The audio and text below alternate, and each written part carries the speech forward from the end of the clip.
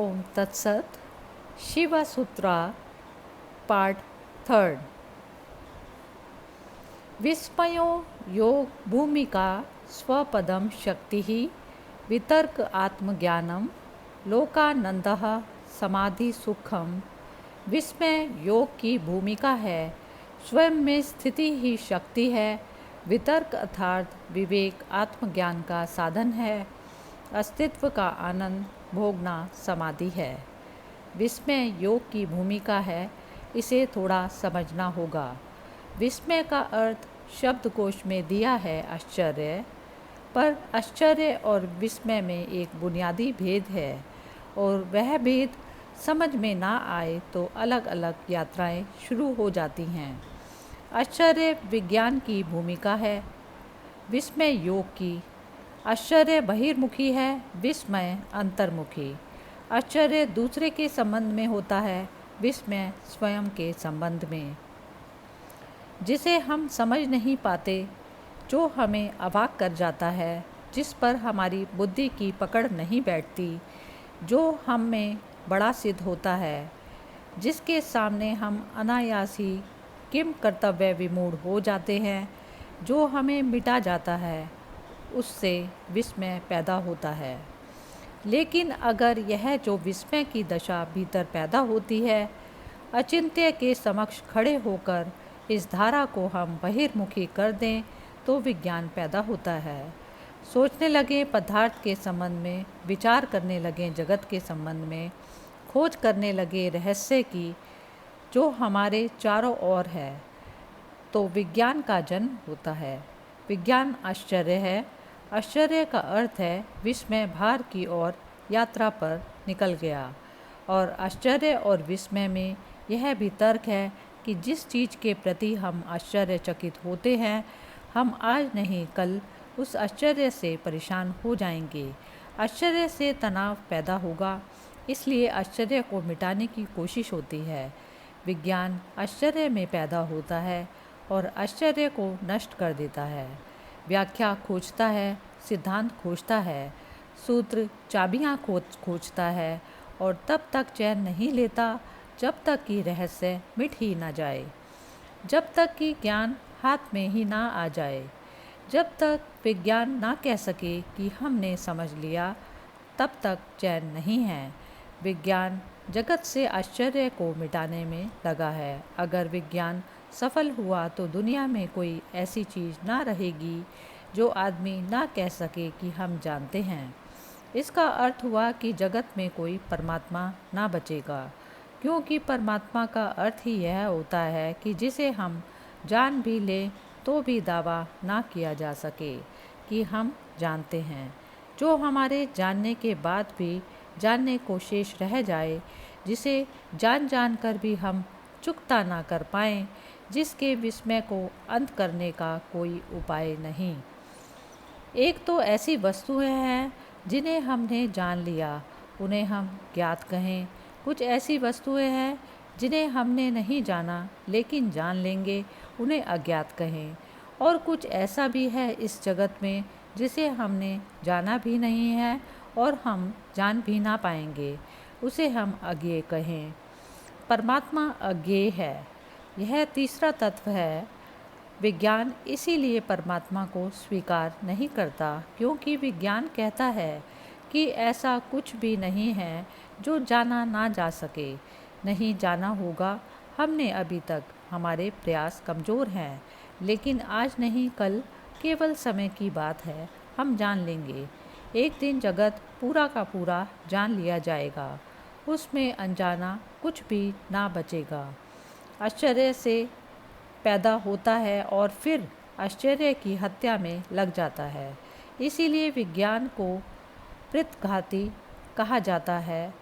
वह जिससे पैदा होता है उसे ही मिटाने में लग जाता है।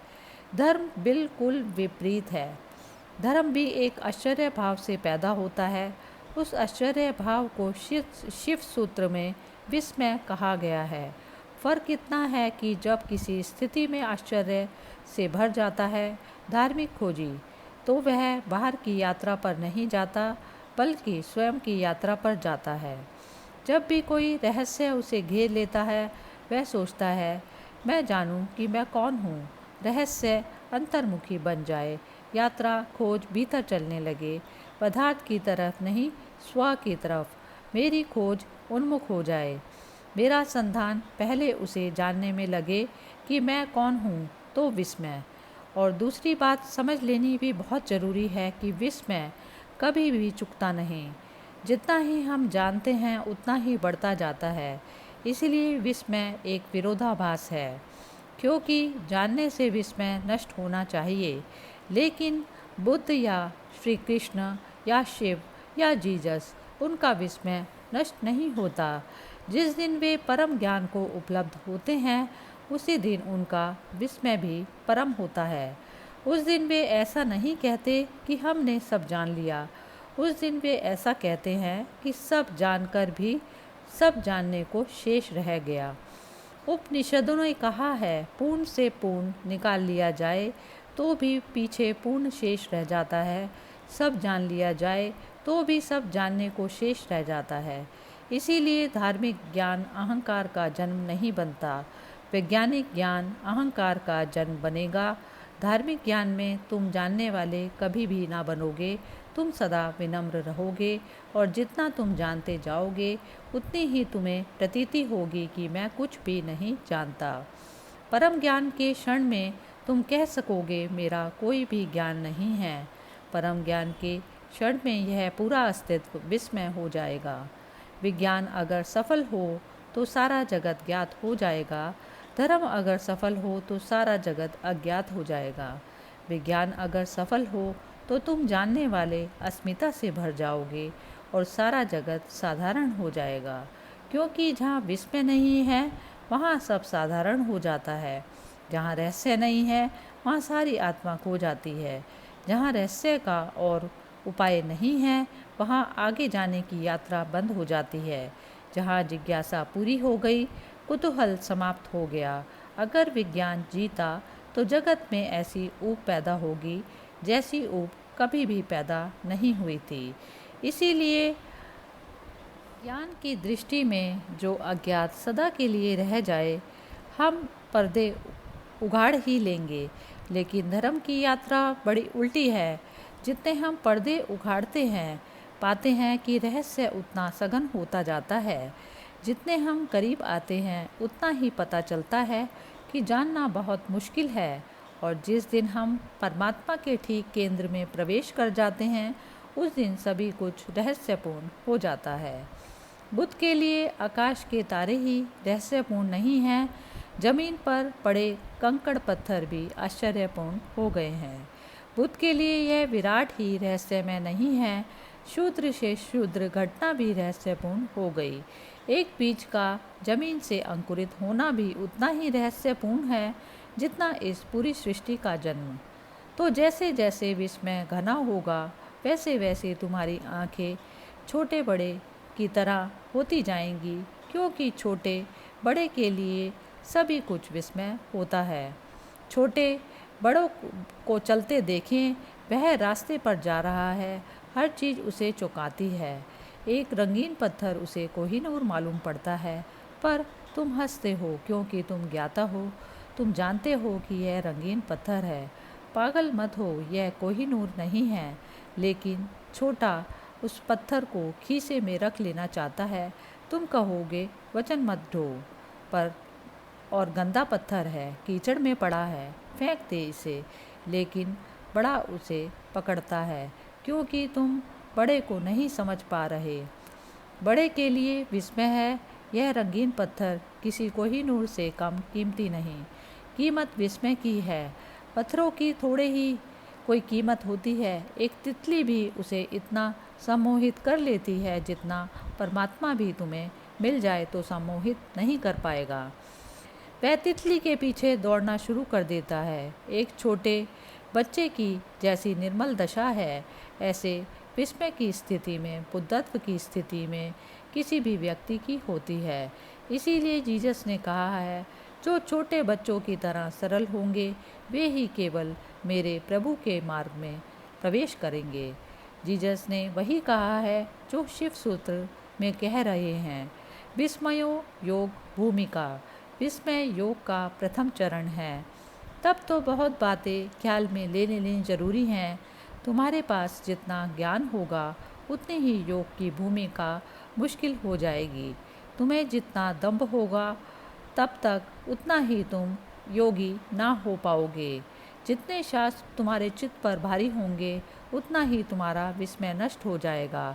एक पंडित को पूछो परमात्मा के संबंध में तो वह उत्तर देता है कि जैसे परमात्मा कोई उत्तर देने की बात हो, जैसे कि कोई उत्तर दिया जा सकता है। पंडित को पूछो, उसके पास उत्तर रेडीमेड होता है। तुमने पूछा भी नहीं था, उसके पास उत्तर तैयार था। परमात्मा भी उसे अवाक नहीं करता। उसके पास सूत्र सब निश्चित है, वह तत्क्षण समझ लेता है। लेकिन बुद्ध के पास जाते हैं तो पूछो परमात्मा के संबंध में, बुद्ध चुप रह जाते हैं। शायद वह यही सोचकर वहाँ से हमें लौट आना चाहिए, क्योंकि बहुत से पंडित बुद्ध के पास यही सोचकर लौट गए कि यह आदमी चुप रह गया, इसका मतलब है इसे पता नहीं। और यह आदमी इसलिए चुप रह गया कि विस्मय तो द्वार है। तुम अगर थोड़े समझदार होते तो तुम रुक गए होते इस आदमी के पास जिसने उत्तर नहीं दिया, और तुमने इस आदमी को समझने की कोशिश की होती, इसकी आंखों में झांका होता, इसके सत्संग में, इसकी सन्निधि में तुम रहे होते, क्योंकि इसे कुछ स्वाद मिल गया है और वह स्वाद इतना बड़ा है कि शब्द उसे नहीं कह सकते। और कोई ऐसा दर्शन हुआ है जो उत्तर नहीं बनाया जा सकता। प्रश्न और उत्तर स्कूली बच्चों की बात है। तुम्हारा प्रश्न ही बेहुदा है। परमात्मा के संबंध में कोई प्रश्न नहीं पूछा जा सकता। विराट के संबंध में कोई प्रश्न कैसे पूछा जा सकता है? विराट के संबंध में तो प्रश्न उत्तर दोनों गिर जाते हैं। तुम्हारा प्रश्न शूद्र है, इसलिए बुद्ध चुप रह गए। लेकिन तुम शायद यह सोचकर लौटोगे कि इस आदमी को पता होता तो जरूर जवाब देता। जगत में बड़ी से बड़ी दुर्घटना है और वह है विस्मय का नष्ट हो जाना। और जिस दिन विस्मय तुम्हारा नष्ट हो जाता है, उसी दिन तुम्हारे छुटकारे का उपाय मुश्किल हो गया।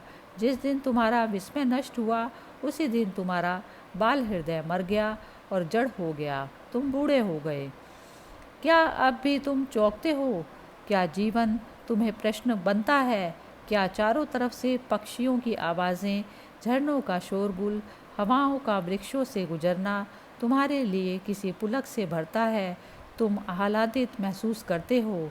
तुम जीवन को चारों तरफ देखकर अवाक होते हो? नहीं, क्योंकि तुम्हें सब कुछ पता है कि यह पक्षियों की आवाज़ है, यह शोरगुल हवाओं का, वृक्षों का, और तुम्हारे पास हर चीज़ के उत्तर हैं। उत्तरों ने तुम्हें मार ही डाला है। तुम ज्ञान के पहले ज्ञानी हो गए। विस्मयो योग भूमिका। और जो व्यक्ति योग में प्रवेश करना चाहे, विस्मय उसके लिए द्वार है।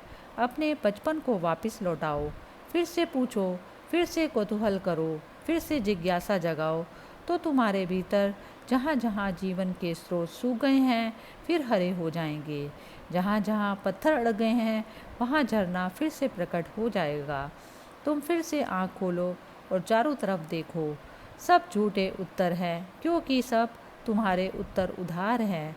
तुमने खुद कुछ भी नहीं जाना है, लेकिन तुम उधार ज्ञान से ऐसे भर गए कि तुम्हें प्रतीति होती है कि मैंने जान लिया। विस्मय को जगाओ। तुम्हारे आसन प्राणायाम से कुछ भी ना होगा जब तक विस्मय ना जग जाए, क्योंकि आसन प्राणायाम सब शरीर के लिए है।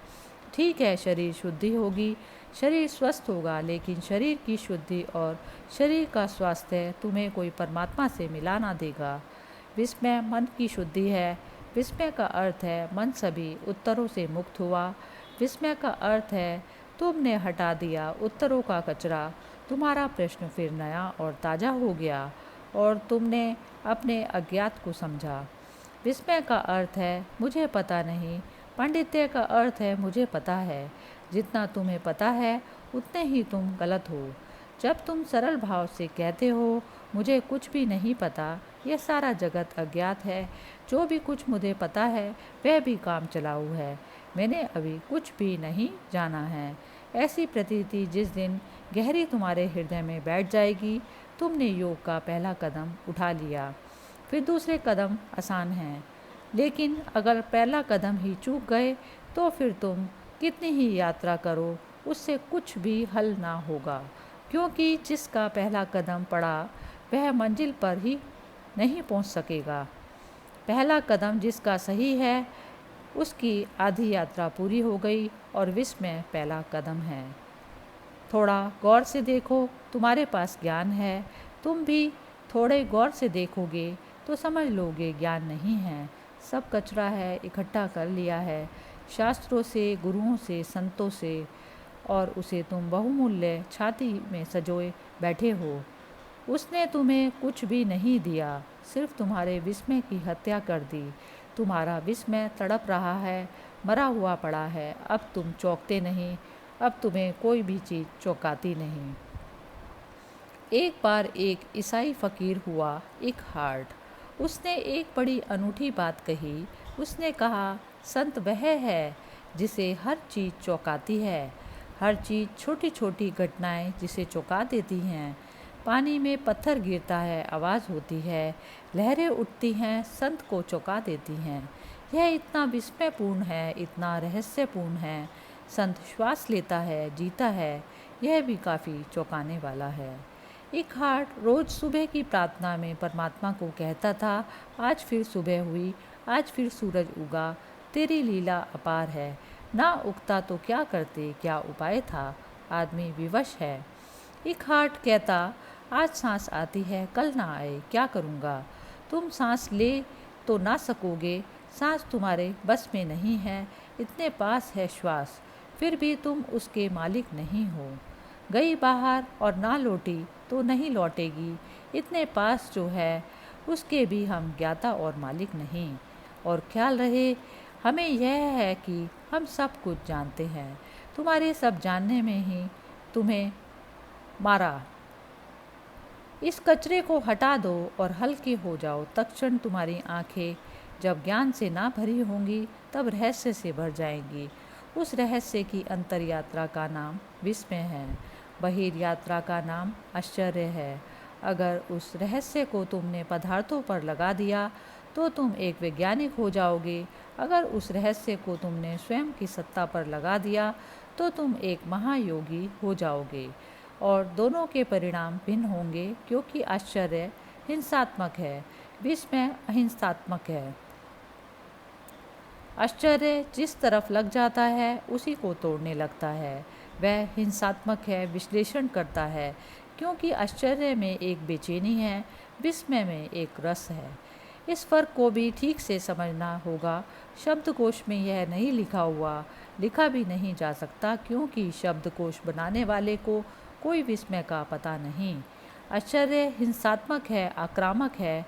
तुम जिस चीज़ के प्रति आश्चर्य से भरते हो, एक तनाव पैदा होता है। उस तनाव को हल करना ही पड़ेगा। जब तक वह जिज्ञासा पूरी ना हो जाएगी, जब तक तुम जान ना लोगे, तब तक एक बेचैनी तुम्हारे सिर पर सवार रहेगी। वह जो वैज्ञानिक अपनी प्रयोगशाला में लगा रहता है 18-18 घंटे, वह किस लिए लगा है? एक बेचैनी है, जैसे एक भूत प्रेत ने उसे पकड़ लिया, और जब तक वह उसको हल ना कर सकेगा तब तक वह लगा ही रहेगा। लेकिन विस्मय आक्रामक नहीं है, विस्मय एक बेचैनी नहीं है, बल्कि विस्मय एक विश्राम है। जब कोई व्यक्ति विस्मय से भरता है तो एकदम विश्राम से भर जाता है। विस्मय को मिटाना नहीं, विस्मय को पीना है, विस्मय का स्वाद लेना है, विस्मय में लीन होना है, एक हो जाना। आश्चर्य मिटाने में लग जाता है, विस्मय जीने में लग जाता है। विस्मय जीवन की एक शैली है, आश्चर्य मनुष्य के मन का एक हिंसात्मक रूप है। इसीलिए विज्ञान विजय की भाषा में सोचता है, तोड़ो फोड़ो जीतो। धर्म समर्पण की भाषा में सोचता है, अपने को खो देता है। जब तुम्हारे भीतर विस्मय का प्रवेश होगा तो विस्मय तुम में इस तरह लीन हो जाएगा जैसे तुम नमक की डली पानी में डाल दो और सारा पानी खारा हो जाए। जिस दिन तुम विस्मय से भरोगे उस दिन तुम विस्मय में खारे हो जाओगे। रोआ रोआ विस्मय से भर जाएगा। उठोगे तो विस्मय, बैठोगे तो विस्मय। तुम सदा चौंके रहोगे। हर चीज़ रहस्यपूर्ण हो जाएगी। शूद्रतम भी विराट का हिस्सा हो जाएगा, क्योंकि जब शूद्र में भी विस्मय जुड़ जाता है तो शूद्र भी विराट हो जाता है। तब जाना हुआ कुछ भी नहीं है, सभी तरफ रहस्य तुम्हें घेरे है। तब प्रतिपल नया हो रहा है और प्रतिपल नया निमंत्रण दे रहा है। विस्मय एक आमंत्रण है। शिव ने भूमिका में कहा, योग की ज्ञान को हटाओ, विस्मय से भरो। और अब कठिन लगेगा शुरू में, क्योंकि हमें ये ख्याल है कि हम सब जानते हैं। विस्मय का अर्थ है जहाँ तुम्हारी बुद्धि व्यर्थ हो जाती है, जहाँ तुम्हारा अहंकार असमर्थ हो जाता है, जहाँ तुम एकदम असहाय हो जाते हो। तुम रो सकते हो वहाँ, हंस सकते हो वहाँ, लेकिन बोल नहीं सकते। कहा जाता है कि जब मूसा सिनाई के पर्वत पर गए तो रोए भी और हंसे भी। पीछे लौटकर जब उनके शिष्यों ने उनसे पूछा कि क्या हुआ, परमात्मा सामने मौजूद था और परमात्मा ने खुद कहा, मुझे जूते बाहर उतार दो, क्योंकि यह पवित्र भूमि है, यहाँ मैं मौजूद हूँ। तो तुमने जूते उतारे और तुम रोए भी और हंसे भी। बोले क्यों नहीं, यह अच्छा मौका था। मोजेज ने कहा, जब वह सामने था तब बुद्धि खो गई, तब हृदय ही बचा। खुशी में रोया भी और खुशी में हंसा भी। विस्मय से अगर तुम गुजरोगे तो तुम्हारा पुराना मर जाएगा और नए का जन्म होगा। और अगर तुम विस्मय में ठहर गए तो प्रतिपल नया जन्मता है और पुराना नष्ट होता है। प्रतिपल पुराना जाता है और नया आता है। फिर तुम्हारी धारा शाश्वत है। फिर तुम कभी जरा जीर्ण न होंगे। फिर तुम्हें शाश्वत जीवन की स्फूर्णा मिल गई। इसलिए शिव कहते हैं, विस्मय योग की भूमिका है। दूसरा सूत्र है, स्वपदम शक्ति ही। स्व में स्थिति शक्ति है, विस्मय भूमिका है। विस्मय का अर्थ है भीतर की तरफ यात्रा। मैं कौन हूँ, इस प्रश्न की अंतर खोज। बाहर गए आश्चर्य, बाहर गए तर्क, बाहर गए विज्ञान, भीतर आए विस्मय, ध्यान, प्रार्थना। सारी विधि बदल जाती है। विस्मय तुम्हें भीतर लाएगा, क्योंकि जब सारा जगत रहस्यपूर्ण मालूम पड़ेगा तब एक ही प्रश्न महत्वपूर्ण रह जाएगा कि मैं कौन हूँ। यह विस्मय का मौलिक आधार है कि मैं कौन हूँ। और जब तक मैं को ही ना जान लूँ तब तक मैं जिसे जानने चला हूँ वह यात्रा नहीं हो सकती। कैसे मैं जानूँगा इन वृक्षों को, कैसे मैं जानूँगा तुम्हें, कैसे मैं जानूँगा पर को, जब मैं ही सभी अभी अज्ञात और अज्ञान में हूँ, जब मुझे मेरा ही पता नहीं। इसलिए मैं कौन हूँ यह महामंत्र है और जल्दी उत्तर देने की ज़रूरत नहीं, क्योंकि तुम्हारे पास उत्तर तैयार हैं। तो मैं कौन हूँ, तुम भीतर से कहते हो मैं आत्मा हूँ। यह उत्तर काम ना आएगा, यह तो तुम्हें पता ही है। इससे तुम्हारी ज़िंदगी बदली नहीं। ज्ञान आग है और वह तुम्हें जला देगा। जब तुम कहते हो मैं कौन हूँ और भीतर से आवाज़ आती है, वह भीतर की आवाज़ नहीं है, वह तुम्हारा सिर बोल रहा है। सिर में छिपे प्रश्न बोल रहे हैं, सिर में छिपे शास्त्र बोल रहे हैं, स्मृति बोल रही है। जब तुम कहते हो मैं आत्मा हूँ, यह दो कौड़ी का है, इसका कोई मूल्य नहीं, क्योंकि इसको तुमने अपने आप नहीं जाना। मैं कौन हूँ इसको तुम पूछते जाना और उधार उत्तर मत देना। जब भी उधार उत्तर आए कहना कि यह मेरा उत्तर नहीं है, मैंने जाना नहीं, मेरा कैसे हो सकता है। जो मैं जानता हूँ केवल वही मेरा है। जो तुम उपलब्ध करोगे अपने श्रम से, केवल वही तुम्हारी संपदा है। ज्ञान में चोरी नहीं चलती और ना ज्ञान में भीख मंगापन चलता है। ना तुम भीख मांग सकते हो, ना तुम चोरी कर सकते हो। यहाँ डकैती नहीं चलती। यहाँ तो तुम्हें स्वश्रम से ही स्वयं को निर्मित करना होगा। दूसरा सूत्र है, स्व में स्थिति शक्ति है।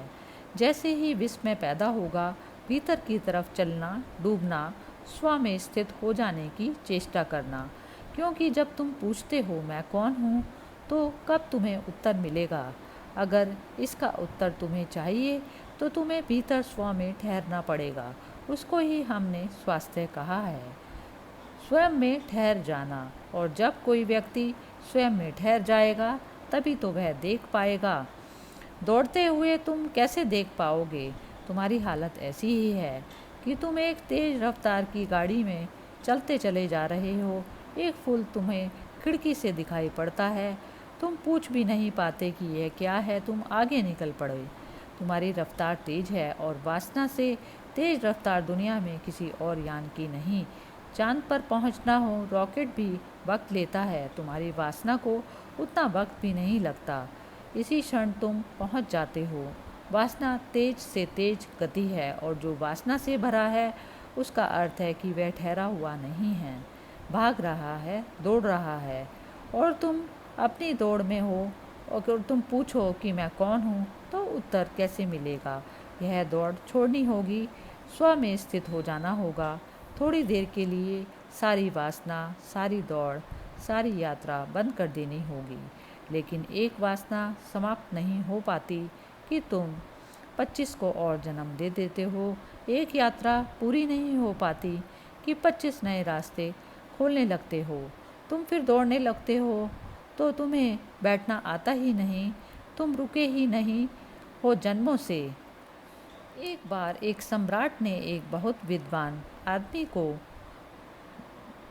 वजीर रखा, लेकिन वजीर बेईमान था और उसने जल्दी ही साम्राज्य के खजाने में लाखों करोड़ों रुपए उड़ा दिए। जिस दिन सम्राट को पता चला, उसने वजीर को बुलाया और उसने कहा कि मुझे कुछ कहना नहीं, जो तुमने किया है वह ठीक नहीं, और ज़्यादा मैं कुछ नहीं कहूँगा। तुमने मेरा भरोसे को तोड़ा, बस इतना ही कहता हूँ कि तुम अपना मुंह मुझे मत दिखाओ। इस राज्य को छोड़कर चले जाओ और व्यर्थ की बातचीत में ना पड़ो। इसलिए मैं किसी किसी को भी इस संबंध में कुछ ना कहूँगा। तुम्हें भी कोई किसी से कुछ कहने की ज़रूरत नहीं। वजीर ने कहा, सुने, कहेंगे चला जाऊँगा, पर पक्की बात है कि मैंने करोड़ों रुपए चुराए हैं। लेकिन फिर भी एक सलाह वजीर होने के नाते मैं आपको देता हूँ, और वह यह है कि अब मेरे पास सब कुछ है। बड़ा महल है, पहाड़ पर बंगले हैं, समुद्र के किनारे बंगले हैं, सब कुछ मेरे पास है। पीढ़ियों दर पीढ़ी अब मुझे कुछ भी कमाने की ज़रूरत नहीं। बच्चों को कुछ कमाने की ज़रूरत नहीं। आप मुझे अलग करके दूसरे आदमी को वजीर रखेंगे, उसको फिर अ से शुरू करना पड़ेगा। सम्राट बुद्धिमान था, उसकी बात समझ में आ गई। ऐसा क्षण तुम्हारे जीवन में कभी नहीं आता कि जब तुम यह कह सको कि मेरे पास अब सब कुछ है। जिस दिन यह क्षण आ जाएगा, उसी दिन दौड़ बंद हो जाएगी। अन्यथा तुम हर घड़ी अ से शुरू कर रहे हो। हर घड़ी नई वासना पकड़ लेती है, नया चोर आ जाता है, नया लुटेरा खजाना तोड़ने लगता है, और एक आध लुटेरा हो तो ऐसा नहीं, बहुत वासनाएं हैं। तुम एक साथ बहुत दिशाओं में दौड़ रहे हो, तुम एक साथ बहुत सी चीज़ें पाने की कोशिश कर रहे हो। तुमने कभी बैठकर यह नहीं सोचा कि उसमें कई चीज़ें तो विपरीत है, उनको तो तुम पा नहीं सकते, क्योंकि तुम एक को पाओगे तो दूसरी खो जाएगी, दूसरी को पाओगे तो पहली खो जाएगी। एक बार एक बहुत बड़ा जुआरी था। बहुत समझाया पत्नी ने, परिवार ने, मित्रों ने, लेकिन उसने सुना नहीं। धीरे धीरे सब कुछ खो गया। एक दिन ऐसी हालत आ गई कि सिर्फ 1 रुपया घर में बचा। पत्नी ने कहा, अब तो चौंको, अब तो संभलो। पति ने कहा, जब इतना सब कुछ चला गया तो 1 रुपया ही बचा है, तो आखिरी मौका मुझे दे, कौन जाने 1 रुपये से भाग्य खुल जाए। जुआरी सदा ऐसा ही सोचता है। और फिर उसने कहा कि जब लाखों चले गए तो अब एक ही बचा, अब एक के लिए क्या रोना धोना, और एक ही चला जाएगा, कोई बचने वाला नहीं है, लगा लेने दे दाव इस पर भी। पत्नी ने सोचा कि अब जब सब कुछ चला ही गया, एक ही बचा है, एक कोई टिकने वाला वैसे भी क्या है, सांझ के पहले ख़त्म हो जाएगा, तो ठीक है, तू जा, अपनी आखिरी इच्छा भी पूरी कर ले। जुआरी गया, जुए के अड्डे पे चकित हुआ, हर बाजी जीतने लगा। 1 के 1000 हुए, 1000 के 10,000 हुए, 10,000 के 50,000, 50,000 के लाख हुए, क्योंकि वह इकट्ठे ही दाव पर दाव लगाता रहा। फिर उसने लाख भी कमा लिए और कहा, बस अब यह आखिरी हल हो गया सब, और वह सब हार गया। वह घर लौटा। पत्नी ने पूछा क्या हुआ? उसने कहा 1 रुपया चला गया, क्योंकि तुम वही खो सकते हो जो तुम लेकर आए थे। लाख की क्या बात करनी? उसने कहा 1 रुपया खो गया, कोई चिंता की बात नहीं, वह दाव खराब गया। पर उसने यह बात ना की कि लाख खो गए। ठीक ही किया, क्योंकि जो तुम्हारे पास नहीं था उसके खोने का सवाल भी क्या है। मरते वक्त तुम पाओगे जो आत्मा तुम लेकर आए थे वह तुम गवा के जा रहे हो। बस एक को खोया, बाकी तुमने जो गवाया, जोड़ा, मिटाया, बनाया, उसका कोई बड़ा हिसाब नहीं। अंतिम हिसाब में उसका कोई मूल्य नहीं। तुमने लाखों जीते हों तो भी मौत के वक्त तो वे सब छूट जाएंगे। हिसाब एक का ही रह जाएगा, और वह हो तुम। और अगर तुम उस एक में ठहर गए तो तुम सब कुछ जीत गए। अगर तुम एक में आ गए, रम गए। उसके लिए शिव कह रहे हैं स्व में स्थिति शक्ति है। तुम दुर्बल हो, दीन हो, दुखी हो, उसका कारण यह नहीं कि तुम्हारे पास रुपए कम है, मकान नहीं है, धन दौलत नहीं है। तुम दीन हो, दुखी हो, क्योंकि तुम स्वयं में नहीं हो। स्वयं में होना ऊर्जा का स्रोत है। वहाँ ठहरते ही व्यक्ति महा ऊर्जा से भर जाता है। जीसस ने किसी से पूछा कि जीसस से किसी ने पूछा कि मैं क्या करूं? मैं बहुत दीन हूँ, गरीब हूँ, दुखी हूँ। जीसस ने कहा तू कुछ और मत कर, पहले परमात्मा के राज्य को खोज, शेष सब अपने आप पीछे चला आएगा। एक को खोज लेने से शेष सब पीछे चला आता है, और एक को गवा देने से सब गवा दिया जाता है। वह एक हो तुम, और वही तुम्हारी संपदा है, क्योंकि उसी को लेकर तुम आए थे। और आखिरी हिसाब में यही पूछा जाएगा कि जो तुम लेकर आए थे उसे बचा सके या उसको भी गंवा दिया। स्व में स्थिति शक्ति है, स्वपदम शक्ति ही। अपने में ठहर जाना, महाशक्तिवान हो जाना है। महाशक्तिवान तो तुम हो, लेकिन तुम ऐसे हो जैसे कि किसी बाल्टी में हजारों छेद हों, और कोई कुएं से बाल्टी भर रहा है। पानी भरता हुआ दिखाई पड़ता है हर बार, क्योंकि जब तक बाल्टी पानी में डूबी रहती है, बिल्कुल भरी रहती है, जैसे ही बाल्टी पानी के ऊपर उठती है तुम खींचना शुरू करते हो कि हजारों मार्गों से पानी गिरना शुरू हो जाता है। जब तक बाल्टी ऊपर आती है तब तक उसमें कुछ भी नहीं बचता। हजारों वासनाएं, तुम्हारे हजारों छेद हैं, उनसे तुम्हारी ऊर्जा खोती है। जब तक तुम सपना देखते हो तब तक बाल्टी भरी है, जब तक तुम कामना करते हो तब तक बाल्टी भरी है। जैसे ही कामना को कृत्य में लाते हो, जैसे ही खींचना शुरू करते हो कुएं से बाल्टी को, जैसे ही सपने को सत्य बनाने की कोशिश करते हो, ऊर्जा खोनी शुरू हो जाती है। हाथ आते तक बाल्टी हाथ में आती, हजारों छेद हाथ में आ जाते हैं, पानी की एक बूंद भी नहीं आती, प्यास उतनी की उतनी रह जाती है। हर बार जब खींचते हो बड़ा शोरगुल मचता है कुएं में, और लगता है पानी चला आ रहा है, तूफान आ रहा है, हाथ कुछ भी नहीं आता। हर बार तुम खाली हाथ लौटते हो, लेकिन वासना बड़ी अद्भुत है। एक बार एक मछली मार को कोई राहगीर पूछता था कितनी मछलियाँ पकड़ी। सांझ होने के करीब थी। सुबह से बैठा था बंसी को डाले, सुबह से बैठा था जाल को डाले। वह राहगीर कई बार वहाँ से निकला और देखा, आखिर उससे रहा ना गया। उसने पूछा कितनी पकड़ी? उस मछली मार ने कहा जिस एक को मैं पकड़ने की अभी कोशिश कर रहा हूँ यह, और अगर 2 और पकड़ ली तो 3 होंगी। अभी पकड़ी एक भी नहीं है, जिसको पकड़ रहा हूँ यह 1 और 2 और 3 होंगी। तुम हमेशा इस मछली मार की हालत में हो, जिसको पकड़ रहे हो यह 1 और 2 अभी सपने में है, और यह भी अभी सत्य नहीं है, और हिसाब 3 का है, और तुम बड़े प्रसन्न होते हो। जब भी बाल्टी हाथ में आती है तुम पाते हो फिर खाली आ गई। और ध्यान रहे जितनी बार तुम डालते हो कुएं में, छेद उतने बड़े होते जाते हैं।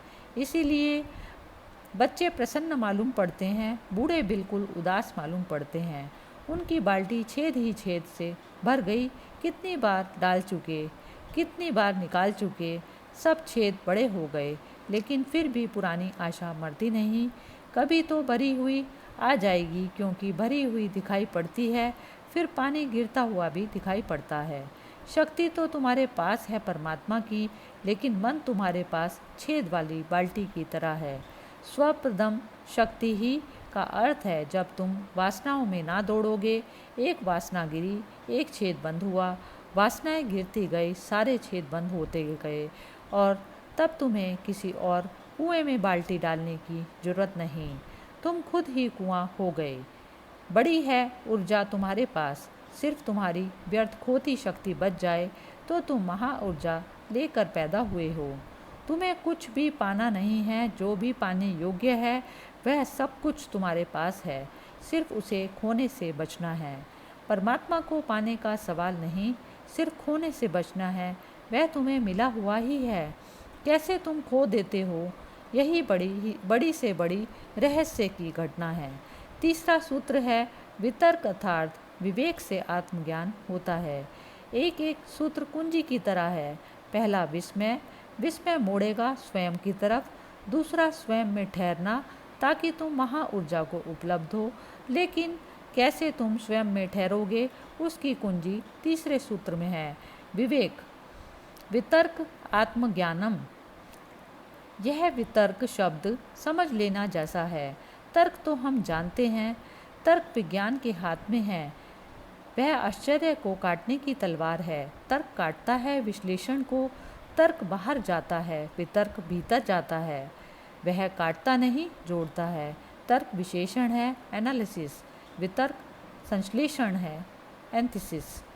फरीद हुआ एक फकीर, एक भक्त उसके पास एक सोने की कैंची लेकर आया। बड़ी बहुमूल्य थी, हीरा जवाहरात लगे थे और उसने कहा, मेरे परिवार में यह चली आ रही है सदियों से, करोड़ों का दाम है इसका, अब मैं इसका क्या करूं?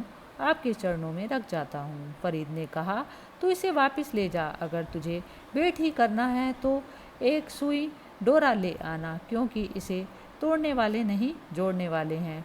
कैंची काटती है, अगर भेंट ही करना है तो एक सुई डोरा ले आना। तर्क कैंची की तरह है, काटता है। हिंदुओं में गणेश तर्क के देवता हैं, इसलिए चूहे पर बैठे हैं। चूहा यानी कैंची, वह काटता है। चूहा जीवित कैंची है, वह काटता ही रहता है। गणेश उस पर बैठे हैं, वे तर्क के देवता हैं और हिंदुओं ने खूब मजाक किया गणेश का। उन्हें देखकर अगर तुम्हें हंसी ना आए तो हैरानी की बात क्या है? आती नहीं होगी, क्योंकि तुम उनसे भी आश्वस्त हो गए कि वे ऐसे हैं, अन्यथा वे हंसी योग्य हैं। गणेश के शरीर को ठीक से देखो, वह सब ढंग से बेढंगा है। सिर भी अपना नहीं, वह भी उधार है।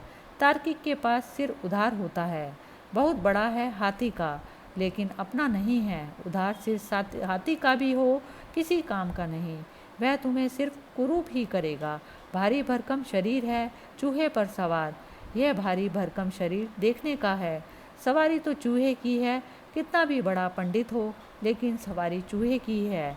वह कैंची तर्क। फरीद ने ठीक कहा कि अगर भेंट ही करनी हो तो एक सुई धागा दे देना, क्योंकि हम जोड़ते हैं। वितर्क जोड़ने की कला है। वितर्क शब्द का अर्थ है विशेष तर्क। साधारण तर्क तोड़ता है, विशेष तर्क जोड़ता है। बुद्ध, महावीर, शिव, लाओ त्से वे भी तर्क करते हैं, लेकिन उनका तर्क वितर्क है। एक और तर्क है जिसको हम कुतर्क कहते हैं। 3 तरह की संभावनाएं हैं। तर्क तोड़ता है, विश्लेषण करता है, लेकिन लक्ष्य उसका बुरा नहीं है। आश्चर्य को हल करना है, उसे तोड़ने में रस नहीं है। तोड़ना प्रक्रिया है, लक्ष्य को किसी सिद्धांत की उपलब्धि है जिससे कि आश्चर्य समाप्त हो जाए, चीज़ें साफ सुथरी हो जाएं। लक्ष्य सृजनात्मक है तर्क का, लेकिन जब लक्ष्य तर्क का कोई लक्ष्य ही नहीं होता, सिर्फ तोड़ना ही लक्ष्य होता है, तब मज़ा मारने में ही आने लगता है, तब उसे हम कुतर्क कहते हैं। तर्क पागल हो जाए तो कुतर्क हो जाता है। विक्षिप्त अवस्था है तर्क की, तब वह पागल हो जाता है और तब वह तोड़ने में लग जाता है। तब कोई और लक्ष्य नहीं रह जाता, नष्ट करना ही रसपूर्ण हो जाता है। वितर्क तर्क की अंतर यात्रा है। तुम यहाँ तक आए घर से चलकर, तो नज़र तुम्हारी दृष्टि, तुम्हारी दिशा इस तरफ बह रही है। पीठ घर की तरफ हो गई। यहाँ से तुम लौटोगे घर की तरफ, रास्ता वही होगा। रास्ते में क्या फ़र्क पड़ना है, रास्ता वही होगा, सिर्फ दिशा बदल जाएगी। पीठ घर की तरफ होगी।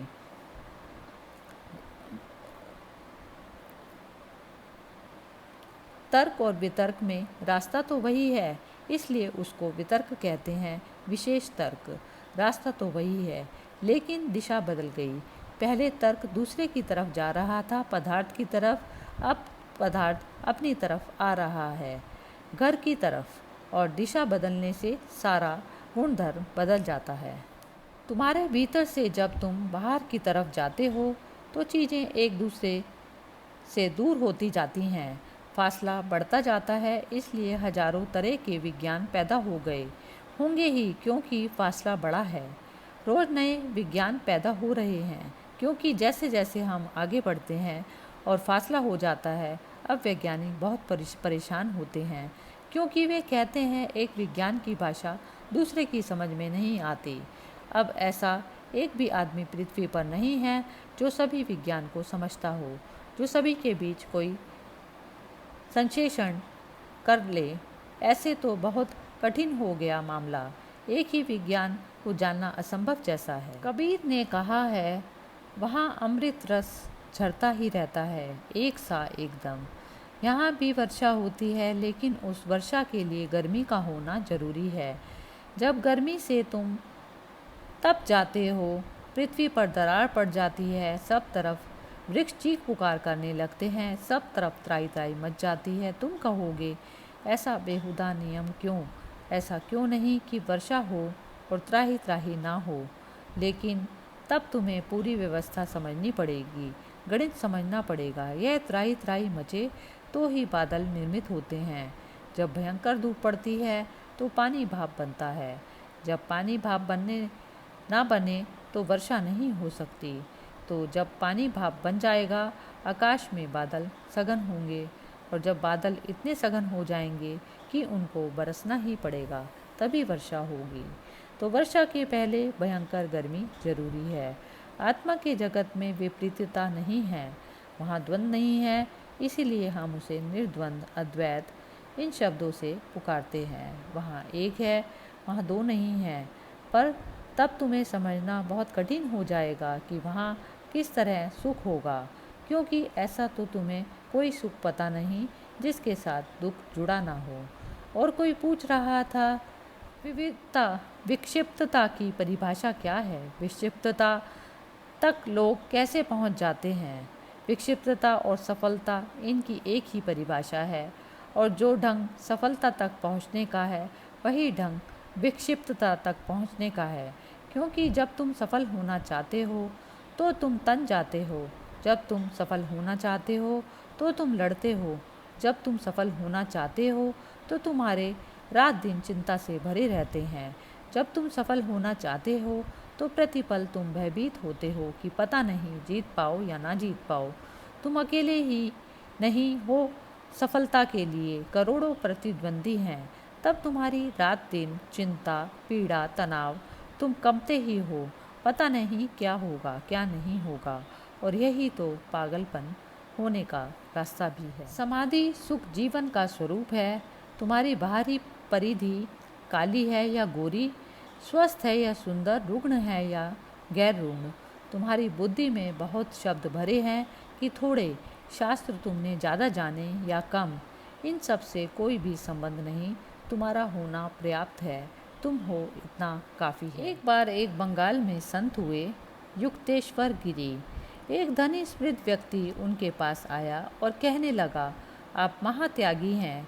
गिरी खिलखिलाकर हंसने लगे और उन्होंने अपने शिष्यों से कहा कि देखो, यह खुद आदमी महात्यागी है और मुझको महात्यागी कहता है। तू मुझको मत फंसा। वह आदमी चौंका, उसने तो प्रशंसा में कहा था। शिष्य भी चौंके, क्योंकि गुरु त्यागी थे, इसमें कोई संदेह नहीं था। शिष्यों ने कहा, हम समझे नहीं, वह आदमी ठीक ही कहता है। गिरी ने कहा, ऐसे समझो कि हीरा पड़ा है और पत्थर पड़ा है, और वह आदमी पत्थर पकड़े है और मैं हीरा पकड़े हूँ, और यह मुझको त्यागी कहता है। कौन त्यागी है? महावीर त्यागी हैं कि तुम? बुद्ध त्यागी हैं कि तुम ही त्यागी हो, क्योंकि कचरे को पकड़े हो।